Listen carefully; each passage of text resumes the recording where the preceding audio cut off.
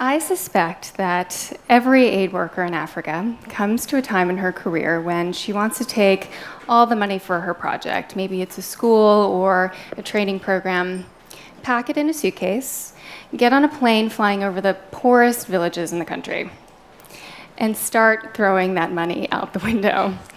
Because to a veteran aid worker, the idea of putting cold, hard cash into the hands of the poorest people on earth doesn't sound crazy. It sounds really satisfying. I had that moment right about the 10-year mark. And luckily, that's also when I learned that this idea actually exists. And it might be just what the aid system needs.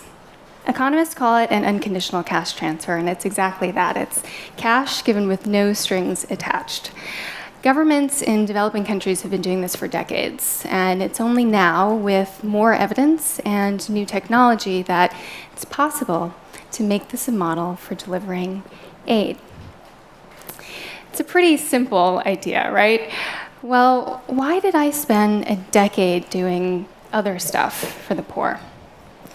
Honestly, I believed that I could do more good with money for the poor than the poor could do for themselves.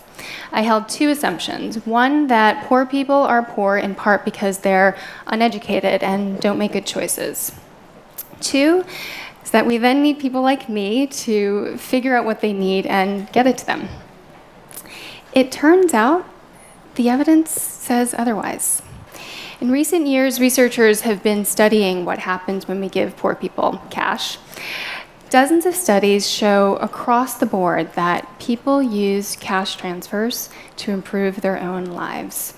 Pregnant women in Uruguay buy better food and give birth to healthier babies. Sri Lankan men invest in their businesses. Researchers who studied our work in Kenya found that people invested in a range of assets, from livestock to equipment to home improvements. And they saw increases in income from business and farming 1 year after the cash was sent. None of these studies found that people spend more on drinking or smoking, or that people work less. In fact, they work more. We can look at empirical evidence on what happens when we give people stuff of our choosing.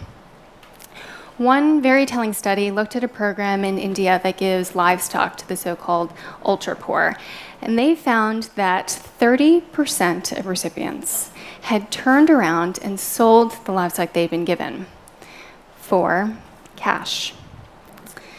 The real irony is, for every $100 worth of assets this program gave someone, they spent another $99 to do it.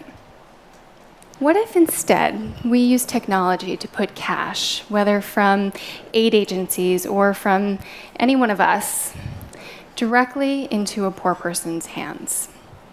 Today, 3 in 4 Kenyans use mobile money, which is basically a bank account that can run on any cell phone.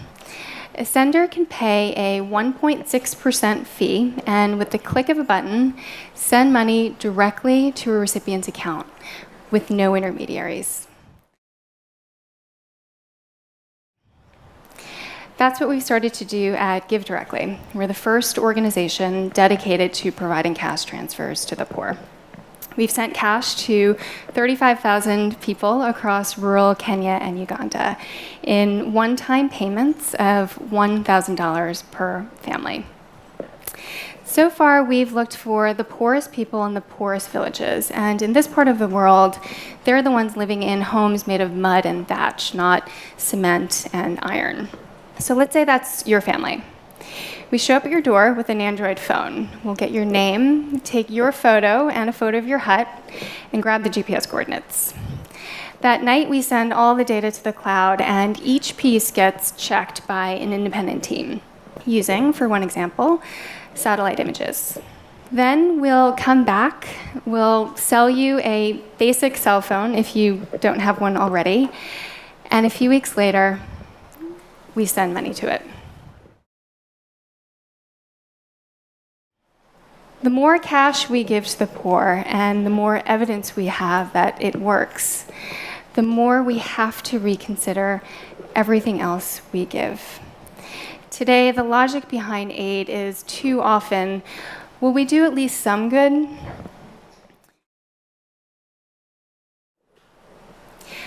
I believe in aid. I believe most aid is better than just throwing money out of a plane. I am also absolutely certain that a lot of aid today isn't better than giving directly to the poor. I hope that one day it will be.